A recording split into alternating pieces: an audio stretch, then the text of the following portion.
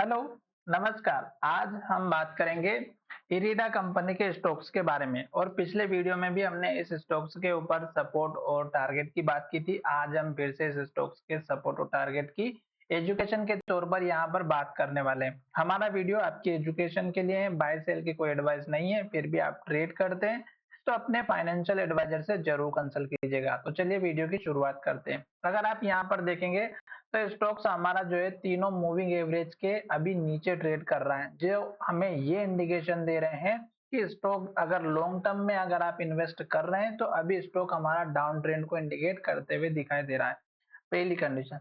दूसरा, यहाँ पर अगर आप देखेंगे तो स्टॉक्स ने हमारा ये जो पुराना हाई था इसी हाई को टेस्ट किया और उसके बाद स्टॉक्स ने जो लो बनाया था ये लो स्टॉक्स ने हमारा तोड़ दिया और अब स्टॉक्स हमारा यहाँ से एक के बाद एक रेड कैंडल और लो बनाते हुए नीचे की तरफ आ रहा है। और अगर आप यहाँ पर देखेंगे तो स्टॉक्स ने क्या किया, हमारा ये जो लो था अगर आप इसको देखेंगे तो ये जो लो है ये स्टॉक्स अभी हमारा यहाँ पर ट्रेड करते हुए दिखाई दे रहा है और स्टॉक्स की इस कैंडल का जो हाई और लो बना है यही स्टॉक की डायरेक्शन को डिसाइड करके बताने वाला है।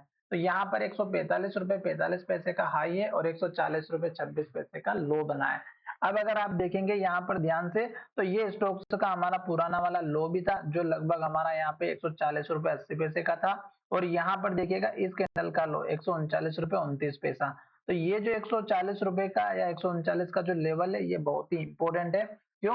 क्योंकि स्टॉक्स अगर हमारे इस लेवल को तोड़ेगा तो आप समझ सकते हैं कि स्टॉक्स फिर इस लेवल को होल्ड नहीं कर पाएगा 137 के लेवल को और फिर स्टॉक हमारा और नीचे जाते हुए दिखाई दे सकता है। अब हम बात करेंगे कि स्टॉक हमारा नीचे जाने की पॉसिबिलिटी क्या है। तो यहाँ पर देखिएगा हम 4 से 5 जो अभी की रिसेंट की जो कैंडल बनी है उनको हम यहाँ पर थोड़ा सा एनालिसिस कर दें और देखते हैं कि क्या सिचुएशन बन रही है।